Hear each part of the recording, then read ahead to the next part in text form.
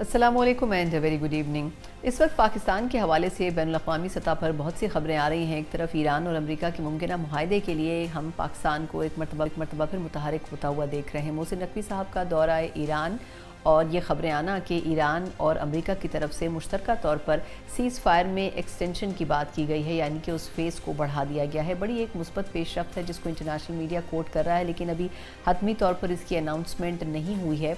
लेकिन अगर देखा जाए तो पाकिस्तान बैनुल-अक़वामी सतह के ऊपर बहुत से एफ़र्ट्स ऐसे हैं जो कर रहा है, लेकिन पाकिस्तान के अंदरूनी सियासी हालात देखे जाएँ तो ये हुकूमत कुछ बहुत अच्छा परफॉर्म करती हुई नज़र नहीं आती। एक तरफ AJ के इलेक्शंस के बाद पाकिस्तान पीपल्स पार्टी की जो रिजर्वेशंस हैं, तहफ़्फ़ुज़ात हैं, वो बढ़ती जा रही हैं। फिर अब ऐसा लगता है कि पॉलिसीज़ में और डिसीजन मेकिंग में Pakistan Peoples Party issue to issue ही खेलना पसंद करेगी, और उसकी एक बड़ी वजह यह है कि पाकिस्तान पीपल्स पार्टी इत्तेहाद में रहते हुए भी अपोजिशन की जो एक स्पेस है उसको ऑक्यूपाई करती हुई नज़र आ रही है, क्योंकि इट्स सेल्फ अपोजिशन यानी पाकिस्तान तहरीक इंसाफ उस तरीके से फ़ाल किरदार पार्लियामेंट में अदा करती हुई नज़र नहीं आ रही है। इन तमाम चीज़ों के ऊपर ज़रा तफसीली बात करेंगे। 27 सितंबर की एहतजाज की कॉल अपोजिशन की, क्या पाकिस्तान पीपल्स पार्टी उस मामले को सेटल डाउन करवाने के लिए एक मरतबा फिर मीडिएशन की तरफ जाएगी गवर्नमेंट और अपोजिशन के बीच में? इन तमाम चीज़ों पर बात करेंगे। बात करने के लिए मेरे साथ पाकिस्तान पीपल्स पार्टी के सीनियर रहनुमा हसन मुर्तज़ा साहब। हसन साहब, सर आपके वक्त का बहुत शुक्रिया। सर, मुझे याद पड़ता है पिछले प्रोग्राम में भी जब AJ के इलेक्शंस का पिछला फेज़ था हमने आपसे बात की थी, लेकिन जो तीसरा मरहला भी हुआ उसमें भी मुस्लिम लीग नून की जो कामयाबी हुई उससे ऐसा महसूस होता है कि नून लीग तो बड़ी आसानी के साथ ये क्लेम कर रही है कि हम 2/3 अक्सरियत के साथ हुकूमत बनाएंगे, लेकिन जो पाकिस्तान पीपल्स पार्टी के तहफ़्फ़ुज़ात हैं वो अगर दूर नहीं किए जाते तो फिर क्या आप लोग अपना जो एक ताउन है हुकूमत के साथ वो वापस ले सकते हैं? बहुत शुक्रिया जी, आपने मुझे मौका दिया।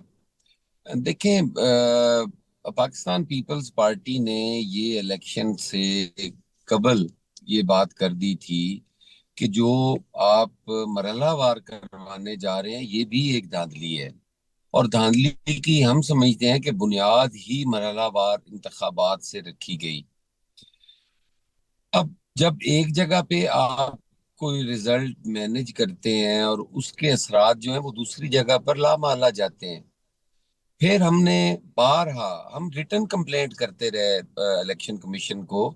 हमने कोई ये नहीं है कि जबानी इल्जाम तराशी की है, हमने वीडियोस जो थी वो उनको दी, हमने फोटोग्राफ्स दिए, हमने दीगर जो बेज़ाब्तियां थी वो दी, और अपने उज़र जो हमने वहाँ दाखिल किए उनके सबूत आज भी हमारे पास मौजूद हैं, उधर भी मौजूद हैं। तो हमने किसी मौके पर भी हमने पीपल्स पार्टी ने महज इल्जाम तराशी नहीं की। अब हम कोई बात अगर करें कि पंजाब के अंदर आपके जो प्रोजेक्ट हैं उनमें करप्शन हो रही है, और वो हम नहीं कह रहे, वो उनके अपने इदारे, तहकीकाती इदारे कह रहे हैं। FIA ने मुलजिम गिरफ्तार किए सुथरा पंजाब के, और वो 3 से 4 अरब की करप्शन थी, उन्होंने गिरफ्तार किए। तो हमने अगर उस पर बात की तो हमारे इत्तेहादियों को बड़ा उस पर दुख हुआ और कहा जी कि ये ब्लैकमेलिंग कर रहे हैं। अब क्या मतलब है कि हम इत्तेहाद में एक गूंगे बहरी की तरह बैठे रहें, हम बात ही ना कर सकें? देखिए, हम पॉलिटिकल लोग हैं, आपके अच्छे का हमें कोई फायदा नहीं मिलना। इस इत्तेहाद का जो हमें सिला मिलना है वो आपकी करप्शन, आपकी बैड गवर्नेंस, वो हमारे पे भी पड़नी है। तो उसके लिए अगर हम बात करते हैं तो वो कहते हैं जी आप ब्लैकमेलिंग कर रहे हैं। हमारी समझ से बालातर है कि वो किस तरह का राज चाहते हैं, कि पंजाब में भी बैठे हैं, मरकज में भी बैठे हैं, फिर भी वो कहते हैं जी कि ये हमें ब्लैकमेल कर रहे हैं। ये भी फरमाएगा कि जो मुस्तक़बिल करीब में कुछ आइनी तरमीम के ऊपर और कानून साजी के ऊपर बात हो रही है, तो पाकिस्तान पीपल्स पार्टी उसमें कहाँ पर खड़ी नज़र आएगी? अगर तो मुस्लिम लीग नून को आपकी सपोर्ट हासिल नहीं होती है तो फिर उनके लिए वो लेजिस्लेशंस करना बड़ा ही मुश्किल होगा। तो क्या Peoples Party issue to issue अपनी हिमायत को लेकर चलेगी, या फिर आप लोग हर सूरत में हिमायत करेंगे? नहीं, हर सूरत में हिमायत करने वाली तो कोई बात नहीं है जी कि हम हर सूरत में, हम कोई पाबंद हैं उनके कि उनकी हर सूरत में हम हिमायत करें। देखिए, कोई लेजिस्लेशन करते हैं, कोई अमेंडमेंट्स आती हैं, आईनी तरमीम होती हैं, पाकिस्तान पीपल्स पार्टी जब वो मसवदा आएगा उसके मुताबिक, जो हमारे मैनिफेस्टो के मुताबिक होगा, जो हमारे नजरियात के मुताबिक होगा, हम जरूर उनका साथ देंगे। और अगर कोई ऐसा हुआ जो इनसे कंट्राडिक्ट करता हुआ, तो हम यकीनन उस पर बात भी करेंगे, उस पर हम बहस भी करेंगे। यहाँ पे नहरों का मामला हुआ, पाकिस्तान पीपल्स पार्टी ने खुल के कहा कि ये हम नहीं कर सकते। सूबों की बात हुई, हमने खुल के कहा कि जहाँ पे कंसेंसस है वहाँ पे आप सूबे बना लें, जहाँ पे कंसेंसस नहीं है वहाँ पे आप सूबों पे कंसेंसस पैदा कर लें। और अगर बनते हैं तो यकीनन उन्हें बनना चाहिए, और अगर उन लोगों की ज़रूरत नहीं है, वो लोग नहीं चाहते कि सूबे बने, तो ज़बरदस्ती तो पाकिस्तान पीपल्स पार्टी नहीं बनवा सकती। ये भी फरमाएगा कि पाकिस्तान तहरीक इंसाफ ने इन इंतखाबात के बाद बहुत तनकीद की पीपल्स पार्टी के ऊपर और ये कहा कि उनको भी अपोजिशन में आके बैठ जाना चाहिए। तो इस जो आइडिया है, इस सजेशन है, इसको भी क्या गौर किया जा रहा है इसके ऊपर? क्योंकि कहा यह जा रहा है कि जो अपोजिशन की राय थी वही अब पाकिस्तान पीपल्स पार्टी की राय भी बन चुकी है। देखिए, पाकिस्तान पीपल्स पार्टी ने पहले दिन ये कहा था कि हम अपनी सीईसी के पास ये मैटर लेके जाएंगे, और सीईसी के अंदर जो वो फैसले होंगे हमारा आइंदा का लाएअमल उन पे ही मुरतब कर सकते हैं। हम सीईसी और फिर फाइनल अथॉरिटी हमारी क़यादतें हैं, वो किसी कोई फैसला अंडू कर सके तो कर सके, वगरना वो फोरम हमारा जो है वो बहुत बड़ा फोरम है हमारी पार्टी का, और हमारे सारे फैसले वहीं पे होते हैं। तो हम ये चीज जरूर उनके पास लेके जाएंगे जी कि अब सूरत हाल ये है, हमें क्या करना चाहिए। जहां तक ताल्लुक है तहरीक इंसाफ का, तो तहरीक इंसाफ स्टेक होल्डर नहीं है, वो अपोजिशन का रोल प्ले नहीं कर रहे। वो उनका जो मखसूस एक एजेंडा है उससे हटके वो कभी बात नहीं करते। तो पाकिस्तान पीपल्स पार्टी वैसी ऑपोजिशन तो नहीं करेगी। हम तो ऑपोजिशन करेंगे तो वहां भी इशू बेस्ड होगी। हम तो वहां पे भी तेल पे बात करेंगे, हम तो वहां पे भी काश्तकार की महरूमियों की बात करेंगे, हम तो वहां पे भी को फायदा देने के लिए अपने ग्रोअर को उजाड़ देने पे बात करेंगे। हम तो वहां भी 95 अरब रुपए की जो गंदम हम बरामद करने जा रहे हैं उस पे बात करेंगे। हम तो वहाँ भी बेरोजगारी पे बात करेंगे, हम तो वहाँ भी गवर्नेंस और लॉ एंड ऑर्डर पे बात करेंगे। तो इसलिए शायद उनकी ऑफर तो हमारे लिए किसी अहमियत की हामिल नहीं। ये बताएगा कि पाकिस्तान तहरीक इंसाफ ने जो 27 सितंबर को एहतजाज की कॉल दी है, क्या समझते हैं आप एक कामयाब एहतजाज कर सकेगी पाकिस्तान तहरीक इंसाफ? देखिए, तहरीक इंसाफ अगर एहतजाज करना चाहे तो वो एहतजाज तो कर सकती है, लेकिन उनकी पार्टी के अंदर जो इंतशार है, जो उनकी पार्टी एक लड़ाई झगड़े की तरफ चली गई है, दंगा फसाद, अगर तहरीक इंसाफ उससे हट के आए तो उसे अगर सियासी जद्दोजहद करेगी, उसकी रिवाइवल भी तब है, उसका कम बैक भी तब है। अगर वो पुरअमन एहतजाज करते हैं तो वो एहतजाज तो कर लेंगे, लेकिन उनका कारकुन भी तो अब निकलता है ना कि वो मुसल्ला हो, वो जत्थे की शक्ल में निकले, वो चढ़ाई करे, वो हुकूमतों को गिराने की कोशिश करे, वो मावराए कानून, मावराए आइन, मावराए अदालत वो कहे कि किसी को रिलीफ दे दो। ये डिमांड्स उनकी भी गलत हैं। वो इशू बेस्ड पॉलिटिक्स करेंगे, वो अपने क्यादत की गिरफ्तारी के हवाले से अदालतों से रजू करेंगे, तभी उनकी पार्टी जो है वो आगे बढ़ सकेगी। वगरना वो इस पोजीशन में नहीं है। वहां तो अब कोई किसी का ग्रुप है, कोई किसी का ग्रुप है, कोई कल मैं सुन रहा था कोई राजा अपना वो सुलेमान अकरम साहब को उनकी कोई एमएनए या सेनेटर है मिशाल साहिबा, वो उन पे तनकीद कर रही थी, वो उन पे तनकीद कर रहे थे। बहनों का मौकफ खान साहब की का कोई और है, वो और तरफ लेके जाती हैं। कभी 27 सितंबर की या पता नहीं कौन सी डेट दे दी उस पे ग्रुपिंग है। तो उनका अपना जो इंतशार है वो उनके लिए नुकसानदेह है। लेकिन ये फरमाएगा कि माजी में भी हमने कई मरतबा देखा है कि जब पीटीआई की तरफ से कोई भी हार्श स्टांस लिया गया है तो पाकिस्तान पीपल्स पार्टी ने मीडिएशन के रोल में बड़ा भरपूर किरदार अदा किया। अब ये जो सीएम केपी सोहेल आफरीदी साहब कह रहे हैं कि हुकूमत के पास टाइम है, वो बातचीत कर सकते हैं, राह हमवार हो सकती है दोनों पार्टीज़ के बीच में, तो क्या पीपी कोई मीडिएशन करना चाहेगी? देखिए, पीपल्स पार्टी का तो हमेशा डायलॉग पे यकीन रहा है। हमने तो कहा है कि हर मामले का हल जो है वो डायलॉग है। अब कौन ग्रंटर होगा इस तरफ से कि अगर पाकिस्तान पीपल्स पार्टी कोई बात करती है तो उस बात पे कौन कायम रहेगा। अब दोनों अतराफ से आप देखें ना, एक बदएतमादी की फिजा है। दोनों जो है वो एक दूसरे पे एतमाद नहीं करते, और जब जब एतमाद किया है तब तब नुकसान हुआ है। तो मैं समझता हूँ कि इसीलिए मैं कह रहा हूँ कि तहरीक इंसाफ को पॉलिटिकल पार्टी की तरह बिहेव करना पड़ेगा। उन्हें अपना एतमाद बहाल भी करना होगा और लोगों पे एतमाद करना भी शुरू करना पड़ेगा। अब बिल्कुल इस चीज की मुतहम्मिल हमारा ना हुकूमत है, ना मुल्क है, ना हम ये महाजराई के मुतहम्मिल नहीं हो सकते। हम अपने इदारों को अगर आज कमजोर करेंगे तो हमारा जो दुश्मन है वो 24 घंटे पाकिस्तान के अंदरूनी हालात भी और बैरूनी हालात भी वो खराब देखना चाहता है और रखना चाहता है। तो अगर पाकिस्तान की जो लॉ इन्फोर्समेंट एजेंसीज हैं उनको सपोर्ट उनकी कौम की ना हुई, तो वो जो जवाब हमारी पाक फौज ने भारत को दिया था, जो जवाब अफगानिस्तान को दिया था, वो शायद इस पोजीशन में नहीं होंगे। तो इसलिए हमें इस मुल्क के लिए, इस कौम के लिए यहाँ पे जो ये गैर यकीनी की सूरत हाल है उसको ख़त्म करना होगा, और एक बेहतर मुस्तकबिल के लिए कोशिश करनी होगी। ये फरमाएगा कि वज़ीर दाखिला मोहसिन नकवी साहब ने माजी में सूबों की नए यूनिट्स की बात की थी, लेकिन उसके फौरी बाद उन्होंने उसको क्लैरिफाई भी किया कि जी ये हुकूमत 5 साल पूरे करेगी। लेकिन अभी कुछ वक्त पहले बिलावल साहब ने जे के इलेक्शंस के नताइज देखकर कहा कि हुकूमत के दिन गिने जा चुके हैं। तो आप समझते हैं कि वाकई ये हुकूमत 5 साल पूरे नहीं करेगी या फिर दिन गिने जा चुके हैं से क्या मुराद ली जाए? देखिए, ये तो चीजें होती हैं, जो हालात चल रहे होते हैं, करंट अफेयर्स, वो सारी चीजें मद्देनजर रख के एक लीडर जो है वो अगला आने वाला टाइम देख रहा होता है कि ये इस तरफ जाएगा। हमारा कश्मीर बड़ा सेंसिटिव इशू था। वहाँ पे जो इंतखाबात थे वो मुतनाज़ा नहीं होने चाहिए थे।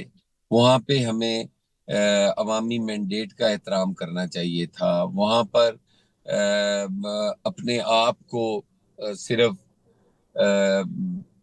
मजबूत साबित करने के लिए वहां पे इंतखाबात धांधली ज़दा नहीं होने चाहिए थे। ये सारी चीजें हैं जिनको देख के चेयरमैन बिलावल भुट्टो ने और वुज़रा के जो बयानात थे, जिस तरह अभी आपने जिक्र किया मोहसिन नकवी साहब का कि उन्होंने कहा कि सिस्टम जो है वो कोलैप्स कर गया है। तो अगर सिस्टम कोलैप्स करता है तो फिर क्या सूरत हाल हो। और उस पे एक नहीं, काफी सारे वुज़रा ने बयानात दिए कि वाकई सिस्टम जो है वो कोलैप्स कर गया है। तो ये चीजें देखकर चेयरमैन बिलावल भुट्टो जरदारी साहब ने ये कहा कि हुकूमत की उल्टी गिनती शुरू हो गई है। बहुत बहुत शुक्रिया। हसन मुर्तज़ा साहब हमारे साथ मौजूद है, पाकिस्तान पीपल्स पार्टी के सीनियर रहनुमा। यकीनन पीपल्स पार्टी रिजर्वेशंस के बावजूद भी अपनी जो स्पेस है, अपनी जो जगह है, उसको छोड़ना नहीं चाहती है, क्योंकि अगर पीपल्स पार्टी की सपोर्ट साथ नहीं होगी तो फिर हुकूमत के लिए चलना बड़ा मुश्किल हो सकता है। एक मुख्तसर वक्फा और उसके बाद कुछ अपोजिशन का अहवाल भी जानेंगे एक ब्रेक के बाद एक बार फिर आपको खुशामदीद कहते हैं। और बहुत सी सियासी डेवलपमेंट्स के साथ साथ कुछ ये भी खबरें आ रही हैं, पाकिस्तान तहरीक इंसाफ अपोजिशन की सबसे बड़ी जमात है, लेकिन पहले सोशल मीडिया के ऊपर उनकी सेहत से मुतालिक कुछ साफ़ियों की तरफ से स्पेकुलेट किया गया, लेकिन आज ये खबर आई कि उनकी और उनकी अहलिया बुशरा बीबी की एक 45 मिनट के करीब मुलाकात भी हुई है, और उसके अलावा उनकी फैमिली के भी कुछ लोगों की उनकी अहलिया से मुलाकात हुई है, जिससे महसूस ही होता है कि वो तमाम की तमाम जो खबरें थीं वो मुसद्दिक़ा नहीं थी।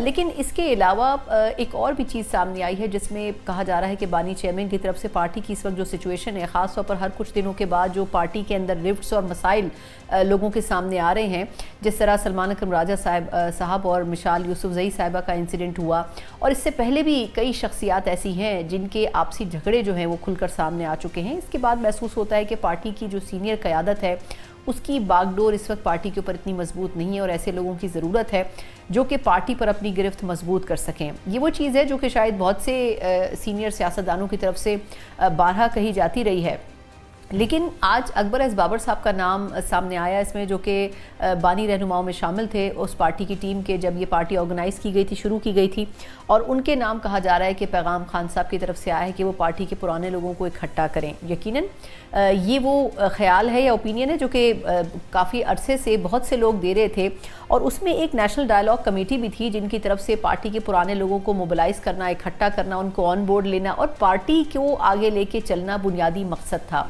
और आज हम इस पे ज़रा तफसीली बात करेंगे कि क्या वजह है कि वो तमाम चीज़ें भी साथ साथ कही गई लेकिन बड़ी देर के साथ उन पर अमल हुआ। फिर 27 सितंबर की कॉल देना, 20 लाख लोगों की बात करना, ये भी अपनी जगह एक बहुत बड़ा चैलेंज है। इन्हीं तमाम चीज़ों पर बात करते हैं। बात करने के लिए मेरे साथ हैं सीनियर पॉलिटिशियन भी, वफाकी वजीर भी हैं, फवाद चौधरी साहब मेरे साथ मौजूद है। फवाद साहब, sir thank you so much for your time.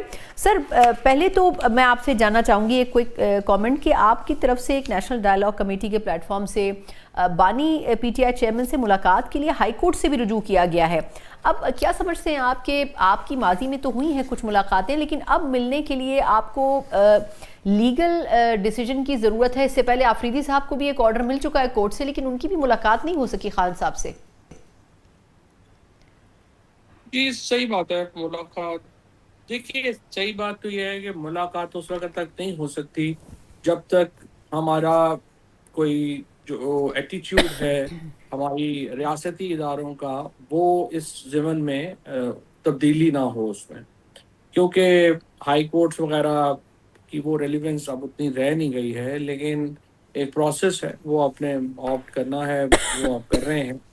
लेकिन हमारी जो ख्वाहिश है वो यही है कि ये मुलाकात की इम्पोर्टेंस है, लेकिन उससे ज़्यादा इम्पोर्टेंस इस बात की है कि पाकिस्तान में सियासी टेम्परेचर नीचे लाया जाए, और उसके लिए जो पाकिस्तान में इंसाफ है, इमरान खान है एक्चुअली, इनको अपना जो एटीट्यूड है वो एक तब्दीली की उसमें ज़रूरत है। और हम एक दूसरे को स्पेस दे के ये रवैये जो हैं उनमें तब्दीली भी ला सकते हैं, बेहतरी भी ला सकते हैं। अच्छा सर, ये फरमाइएगा कि आज एक इंटरेस्टिंग खबर हमने देखी कि अकबर एस बाबर साहब बड़े अरसे से टेलीविज़न प्रोग्राम्स में भी आ रहे हैं और बड़ा एग्रेसिव रहे खान साहब के हवाले से, लेकिन आज पता चला कि खान साहब ने उनके लिए मैसेज दिया है कि वो पार्टी के पुराने लोगों को इकट्ठा करें। तो ये बात तो आप और चंद और लोग बड़े महीनों से कह रहे हैं, लेकिन आपके ख्याल में कोई ख़ास वजह है कि अकबर एस बाबर साहब को ये टास्क उन्होंने दिया और कहा है कि बाहर आके वो सबसे पहले उनसे मुलाकात करना चाहेंगे? पहली बात तो ये, अकबर एस बाबर साहब has been I think used and abused by PMLN, और जो उनसे काम लेना था वो उन्होंने ले लिया। अब वो तो एक निचोड़े हुए नींबू हैं, इससे ज़्यादा उनकी कोई अहमियत है नहीं। और दूसरी बात यह है कि इमरान खान का पैगाम उन तक कैसे पहुंचा, ये तो बड़ी मिस्ट्री है। और अगर वो पैगाम मिल सकता है उन्हें और इमरान खान की बहनों को कोई पैगाम नहीं मिल सकता, उनकी बाकी फैमिली को कोई पैगाम नहीं मिल सकता, तो ये एक अपने तई एक बड़ी मिस्ट्री है। बट मेरा नहीं ख्याल इसकी कोई इतनी अहमियत है, लोग अपनी अहमियत बनाने के लिए इस तरह की बात कर देते हैं। अदरवाइज जाहिर है कि वो तो उन लोगों में शामिल हैं जिनकी वजह से इमरान खान 3 साल जेल में है, और अनफॉर्चुनेटली उन्होंने कोई शर्म लिहाज नहीं किया, चाहे वो दियत का, चाहे वो आपका इद्दत का केस हो, चाहे बाकी पार्टी की हमारी जो है वो पीटीआई को ख़त्म करना हो, उन्होंने क्या जोर नहीं लगाया। और अब जब उनको नून लीग ने, पीपल्स पार्टी ने घास नहीं डाला, तो वो ये बात कह रहे हैं कि हमें जो है जी वो बुला लिया है इमरान खान साहब ने। तो मेरा ख्याल है काफ़ी नॉन सीरियस किस्म की बात। यानी आप समझते हैं कि इसको ना पीटीआई इतना सीरियस लेगी और ना ही लेना चाहिए। अच्छा, ये फरमाइएगा कि आप भी सोशल मीडिया को देख रहे हैं, पिछले कुछ घंटों में बड़ी स्पेकुलेशन खान साहब की सेहत और उनकी कंडीशन से मुतालिक हो रही थी, लेकिन आज ये पता चला कि उनकी अहलिया बुशरा बीबी से मुलाकात भी हुई है।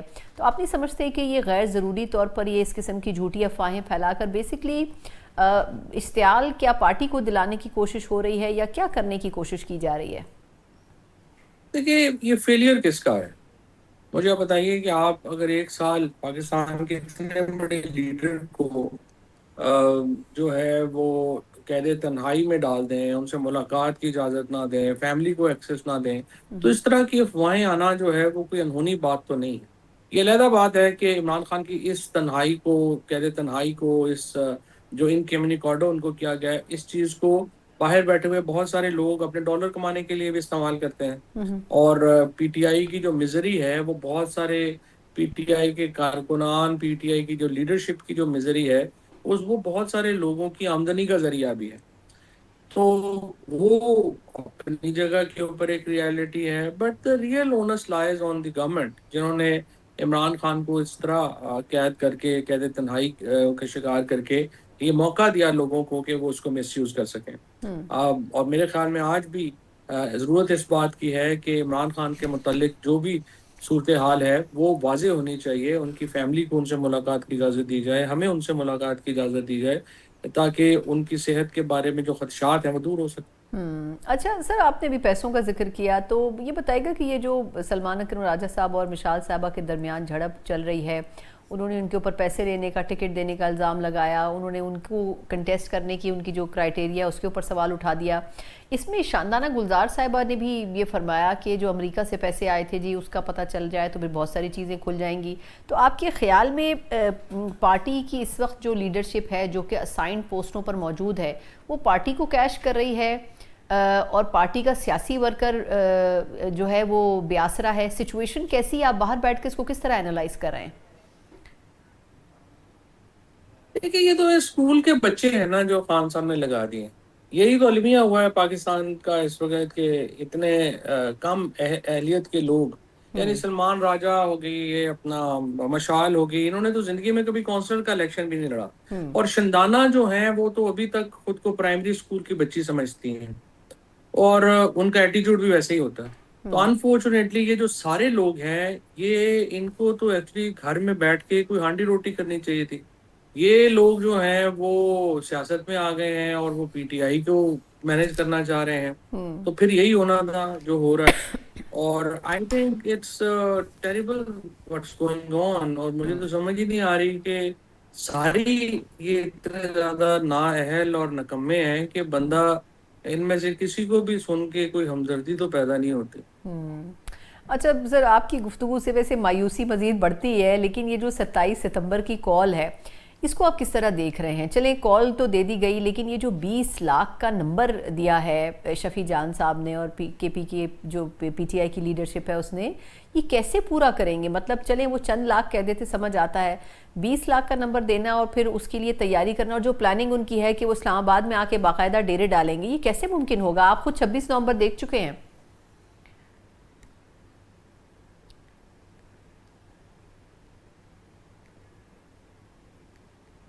ये पीटीआई या सोहेल अफरीदी को बहुत बड़ा खतरा पैदा कर सकते हैं हुकूमत के लिए। मसला इससे ज्यादा गंभीर है। मसला ये है कि जब सोसाइटी इतनी ज्यादा एज पे होती है जितनी आजकल पाकिस्तानी सोसाइटी है, वहां पे फसाद का खतरा बहुत बढ़ जाता है। अगर आप पाकिस्तान बनने वक्त पंजाब के फसाद को देखें, तो आपको एहसास होगा कि ये पेरिफेरी के इश्यूज जो हैं वो टेक ओवर कर जाते हैं। यानी पंजाब का फसाद जो है वो एक रन अवे मैरिज से शुरू हुआ, उसका कोई ताल्लुक नहीं था पार्टीशन से। इसी तरह से अगर आप अरब स्प्रिंग अभी देखें तो वो एक नौजवान जो था, उसकी म्यूनिसिपैलिटी ने आके जो है वो रेडी उल्टा दी और उसने खुद को अपनी जान दे दी। और उसके बाद जो है वो कई मुल्कों में हुकूमतें बदल गई। सो प्रॉब्लम ये है कि देखिए, आपका इस वक्त जो सिचुएशन है उसमें जितनी ज्यादा ये सोसाइटी इस वक्त पॉलिटिकली एक गर्म है, जितना इस यहाँ पर एक शिद्दत का माहौल है, वहां पर कोई छोटा एहतजाज भी एक बड़े मसले का बच जाता है। और हुकूमत में अगर अकल हो, जो अनफॉर्चुनेटली मुझे इतना यकीन नहीं है, वो अपनी अपोजिशन को कुछ स्पेस दे। प्रॉब्लम ये आ रही है पीटीआई का कि आपने देखे, पहले तो आपने रिजल्ट ही सारे बदल दिए, फिर जो एमएनए बन गए आपने उन्हें कोर्ट से जो है वो फारिग करवा दिया, फिर आप प्रोविंशियल गवर्नमेंट को कोई स्पेस नहीं दे रहे। तो आप अपने मुखालिफों को इतना अगर दीवार से लगाएंगे तो जाहिर है वो कुछ ना कुछ तो करेंगे, और उसके नतीजे में पाकिस्तान के अंदर जो डिवीजन है उसमें मजीद इजाफा होगा, and it can lead to any devastating situation. अच्छा, लेकिन आपके ख्याल में ये सिचुएशन आप 27 सितंबर को क्या देख रहे हैं? क्योंकि एक तरफ आफरीदी साहब ने कॉल तो दे दी है, लेकिन साथ ही वो ये भी कह रहे हैं गवर्नमेंट को कि जी उससे पहले आप कुछ कर लें वरना मामला हाथ से निकल जाएगा। यानी कि वो बेसिकली गवर्नमेंट को टाइम दे रहे हैं कि बातचीत कर लें। तो ऐसे गवर्नमेंट सीरियस कैसे लेगी इस प्रोटेस्ट को? मेरा ख्याल है सोहेल अफरीदी बड़ा रीजनेबल बात कर रहे हैं। हम्म। वो हुकूमत से चाहते हैं कि वो उन्हें कुछ स्पेस दे दे, लेकिन अगर वो बिल्कुल ही कुछ स्पेस नहीं देंगे तो फिर देखे ना, सोहेल अफरीदी के पास भी कोई स्पेस नहीं है। हम्म। उसने भी तो आखिर अपने जो वर्कर्स हैं, अपनी पार्टी जो है, उसको कोई जवाब देना है ना। आई थिंक अभी तक Sohail Afridi is fairly reasonable, और उन्होंने कोई अनरिजनेबल बात जो है वो नहीं की है। और आई विश कि हुकूमत भी थोड़ा उनको रिस्पॉन्ड करे। और डिस्पाइट के वो एक यंगस्टर हैं, आईएसएफ के हैं, उन्होंने बड़ी रिस्पॉन्सिबली बिहेव किया है। अच्छा, एक चीज़ और सर, आपके ख्याल में गवर्नमेंट ने 3-4 दफ़ा बातचीत की जो है वो इनिशिएट करने की कोशिश की। प्राइम मिनिस्टर साहब ने पार्लियामेंट में कहा कि आए मुज़ाकरात करते हैं। पीटीआई ने बड़ा उस पर रिस्पॉन्ड भी किया, लेकिन हमने शुरू होते हुए नहीं देखे मुज़ाकरात। आप लोग भी डायलॉग कमेटी के थ्रू बड़ी दिनों तक ये कहते रहे कि बातचीत होनी चाहिए। आपके ख्याल में असल रुकावट क्या है? अगर पीटीआई खुद कदम आगे बढ़ा ले तो इसमें कोई हर्ज है, आप समझते हैं कि नहीं, इंटेंशंस दोनों तरफ से नहीं है?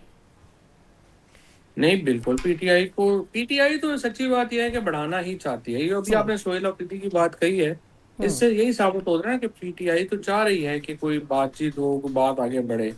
प्रॉब्लम जो है वो दूसरी साइड के ऊपर है, जहाँ पे समझा ये जा रहा है कि पीटीआई को हमने बिल्कुल नुकरे लगा दिए, हर चीज हमने काबू कर ली है, तो अब हमें क्या जरूरत है बातचीत करने की। सो अनफॉर्चुनेटली ये रवैया है जिसकी वजह से पाकिस्तान के अंदर एक पॉलिटिकल इंस्टेबिलिटी जो है वो इतनी ज़्यादा है सिस्टम के अंदर, कि सवाए तेल के ऊपर टैक्स लगाने के और तनख्वाहदार तबके को निचोड़ने के हुकूमत के पास और कोई एरिया ही नहीं बचा कि जहाँ पे वो कुछ 4 पैसे इकट्ठे कर सके। आपकी जो इकोनॉमी है वो तबाह बर्बाद हो गई है। किसान हो, तनख्वाहदार तबका हो, ताजर हो, सनतकार हो, हर आदमी अगर आप देखें तो वो रो रहा है। और अनफॉर्चुनेटली हुकूमत की सारी तवज्जो अपने पॉलिटिकल ओपोनेंट्स को फिक्स करने के ऊपर है, इकोनॉमी को देखने के लिए कोई तैयार ही नहीं। ठीक, बिल्कुल ठीक। बहुत बहुत शुक्रिया सर आपके वक्त के लिए। चौधरी साहब हमारे साथ मौजूद थे, सीनियर पॉलिटिशियन। और ऑब्वियसली देखा जाए तो बड़ी हद तक इस वक्त की जो सिचुएशन है उसमें सियासी तौर पर बड़ी कंप्रेस नज़र आती है। एक तरफ पाकिस्तान पीपल्स पार्टी एजे के इलेक्शंस के बाद मुस्लिम लीग नून को आड़े हाथों ले रही है, और दूसरी तरफ पाकिस्तान तहरीक इंसाफ भी अपना फुल मोड ऑन कर चुकी है, जो कि एहतजाज और सड़कों पर आने का है। एक मुख्तसर वक्फे के बाद कुछ इंटरनेशनल स्टोरीज़ के ऊपर बात करेंगे। ब्रेक के बाद एक बार फिर आपको खुशामदीद कहते हैं। जिस तरह हम जिक्र कर रहे आए हैं, बल्कि बहुत से प्रोग्राम्स में भी इस पर बात हो रही है कि जो एक बड़ा इंपॉर्टेंट एग्रीमेंट हुआ है पाकिस्तान, सऊदी अरब और तुर्किया के दरमियान, ऑब्वियसली उसके अपने असरात तो होंगे, लेकिन उसके साथ साथ पाकिस्तान का जो स्टांस है इंटरनेशनली, उसकी रिकग्निशन किस हद तक हुई है, इसका एक बड़ा सबूत अक़वाम मुत्तहिदा की जो सलामती कौंसिल है, वहाँ पर दहशतगर्दी के हवाले से एक मॉनिटरिंग रिपोर्ट जो है वो शाया हुई है, और उसमें पाकिस्तान के स्टांस को इंडायरेक्टली इंडोर्स भी किया गया है। दहशतगर्दी का जो बुनियादी मंबा है वो अफ़गानिस्तान की सरजमीन को करार दिया गया है। तो देखा जाए तो इंटरनेशनली पाकिस्तान के जो अपने जो एक नैरेटिव्स है, उन नैरेटिव्स को दुनिया ना सिर्फ इंडोर्स कर रही है, बल्कि उनको एक्सेप्ट करने के साथ साथ उनके ऊपर अब डिस्कशंस भी हो रहे हैं।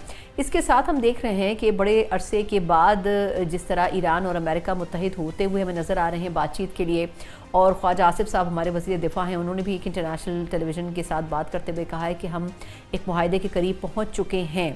लेकिन इस स्टेज पे इससे पहले भी ये दोनों ममालिक आए, लेकिन बहुत सी चीज़ें वक्त से पहले डीरेल हो गई। इसकी कितनी एक्सपेक्टेशंस हैं? क्योंकि मोहसिन नकवी साहब हमारे वज़ीर दाखिला ऑब्वियसली एक खुसूसी पैगाम लेकर ईरान भी गए हैं, और ईरान में भी इस बात पर इंटरेस्ट भी जाहिर किया गया है कि पाकिस्तान ने जिस तरीके का एक 3 ममालिक पर मुश्तमिल एक मुआहदा किया है, इस किस्म की सिक्योरिटी तर्ज के ऊपर ईरान भी आगे साथ चलने के लिए तैयार है। तो बहुत सारी चीज़ें साइमल्टेनियसली जो है वो पाकिस्तान के लिए स्ट्रेटेजिकली चल रही हैं।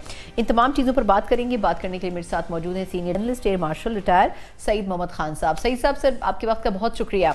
सर, बहुत सी डेवलपमेंट है। पहले मैं ये जो ईरान और अमेरिका का इशू है इस पर बात करना चाहूँगी कि मोहसिन नकवी साहब ने भी विजिट किया है ईरान।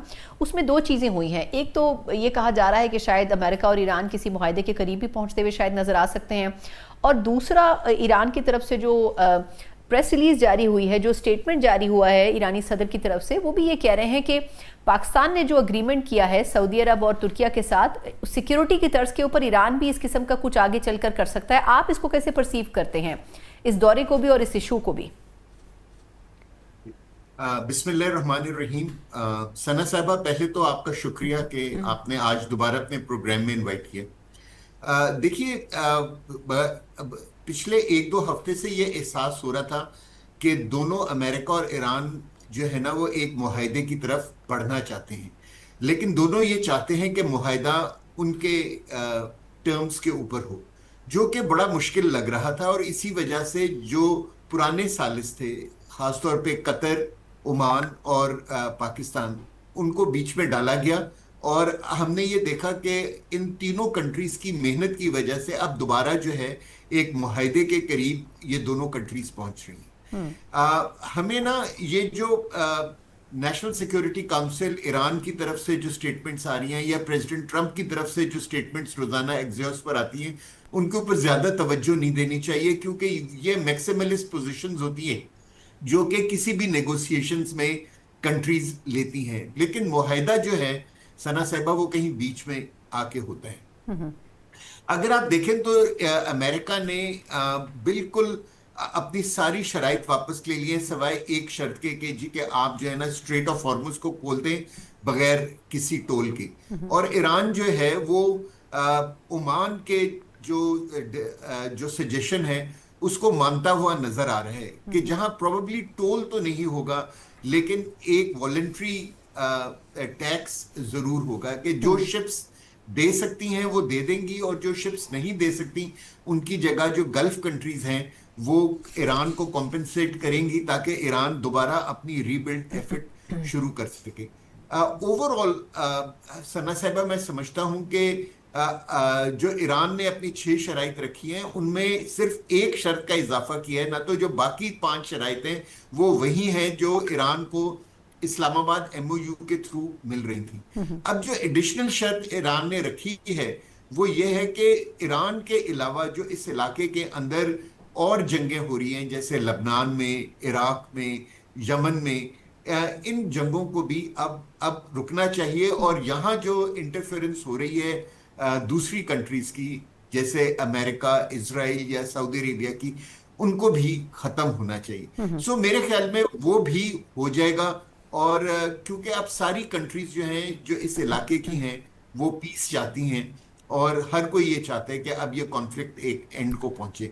सो मैं भी सारों की तरह बहुत पुरुमीद हूँ। अच्छा सईद साहब, ये तो सर ये सर माजरत आपकी बात काट रही हूँ, लेकिन मुझे अब इसमें एक और एस्पेक्ट भी आप अगर उजागर कर दें कि ये जो 3 ममालिक का मुआहदा हुआ है, इसके कॉन्टेक्स्ट में ईरान की तरफ से ये आया है कि सिक्योरिटी तर्ज के ऊपर ईरान आगे चलना चाहता है पाकिस्तान के, और ताल्लुकात मजीद गहरे करना चाहता है, क्योंकि एक वक्त में भारत का बड़ा इन्फ्लुएंस रहा है ईरान के ऊपर, उसको स्ट्रेटेजिक अपना इत्तेहादी भी समझता रहा है ईरान। आपके ख्याल में वो एक ताल्लुक तो टूटा है, लेकिन अब क्या पाकिस्तान के साथ फ्यूचरिस्टिक पॉइंट ऑफ व्यू से ईरान भी, क्योंकि ईरान ने कुछ अर्सा पहले भी इस तरह की बात कही थी कि मुस्लिम उम्मा की भी कोई अपना अलायंस होना चाहिए? जी, देखिए, जो एक लॉजिकल एक्सटेंशन होगी इस ट्राइलेटरल डिफेंस एग्रीमेंट की, के जो कि इन 3 कंट्रीज के बीच में हुआ है, उसकी यही आगे हम एक्सटेंशन देखेंगे कि दूसरी मुस्लिम कंट्रीज जो हैं वो इसके अंदर शामिल होती चली जाएंगी। क्योंकि इस जंग ने सब, खासतौर पे गल्फ कंट्रीज और जो मिडिल ईस्टर्न कंट्रीज हैं, उनको ये समझा दिया है कि एक बहुत चीपर ऑप्शन उनके लिए को एग्जिस्ट करने का है। और अगर वो एक दूसरे के साथ ताल्लुकात अच्छे रखते हैं, नॉन एग्रेशन पैक्ट्स एक दूसरे के साथ कर लेते हैं, तो वो फार चीपर है बिलियंस ऑफ डॉलर्स के वेपन्स अमेरिका से और वेस्ट से खरीदने की। सो आप देखेंगे कि ये इलाका जो है एक रीजनल डिफेंस पैराडाइम की तरफ जाएगा। देखिए, जो पिछला वर्ल्ड ऑर्डर था ना, उसके अंदर एब्सोल्यूट सिक्योरिटी का कॉन्सेप्ट था, और absolute security concept eventually leads to armed conflict, ताकि कोई एक पार्टी जीत जाए और फिर उस इलाके के अंदर पीस एंड ट्रैंक्विलिटी आए। लेकिन अब जो नया वर्ल्ड ऑर्डर आ रहा है, इसमें एक जो है ना ये कंसल्टेटिव या एक कलेक्टिव सिक्योरिटी कॉन्सेप्ट को उजागर किया जा रहा है। और जो ट्राइलेटरल एग्रीमेंट हुआ है, ये भी एक कलेक्टिव एग्रीमेंट है जो कि डिफेंसिव क्या कहते हैं डेटरेंस पैदा करेगा। मीनिंग देयर बाय के सारी कंट्रीज जो हैं जो इसके अंदर होंगी वो एक मिलके एक ऐसी फोर्स शो करेंगी कि एक अग्रेसर जो है वो किसी भी कंट्री के ऊपर, मेंबर कंट्री के ऊपर अटैक ना करे। और यही वजह है कि आप देखेंगे कि बहुत सारी मुस्लिम कंट्रीज इसमें शामिल होंगी और इवेंचुअली ईरान भी चाहेगा कि वो इस पैक का हिस्सा बने। और अगर वो नहीं भी बनता तो मेरे ख्याल में इस पैक का हिस्सा बनने से पहले वो सऊदी अरेबिया के साथ एक नॉन एग्रेशन पैक्ट करेगा, क्योंकि जिसके अंदर सऊदी अरेबिया को और उसकी वजह से गल्फ कंट्रीज को एक ये भरोसा हो जाएगा कि ईरान जो है उनके खिलाफ कभी कोई बिल्कुल नहीं, ये बड़ा इंपॉर्टेंट पहलू है वाकई। अच्छा सर, एक और एस्पेक्ट भी आपसे जानना चाहूंगी, वक्त थोड़ा सा कलील है, 2-3 और पॉइंट्स पे आना है। मैंने अक़वाम मुत्तहिदा की जो सलामती कौंसिल है उनकी तरफ से एक दहशतगर्दी से मुतालिक मॉनिटरिंग रिपोर्ट आई है, बड़ी इंपॉर्टेंट है। आपके ख्याल में उसमें जो कुछ कहा गया है, एक तो उसको हम पाकिस्तान में किस पैराए में देख रहे हैं और दुनिया किस पैराए में देख रही है, और पाकिस्तान का मौक़िफ़ इसके बाद कहाँ स्टैंड करता है टेररिज्म के खिलाफ? देखिए, वो जो रिपोर्ट आई है मेरे हिसाब से तो पाकिस्तान के लिए ना एक लम्हा फिक्रिया वो जनरेट करती है। देखिए 2024 में हमने जितनी शहादतें दी थी टेररिज्म को, 2025 में 75% इंक्रीज उन डेथ्स के अंदर हुआ है।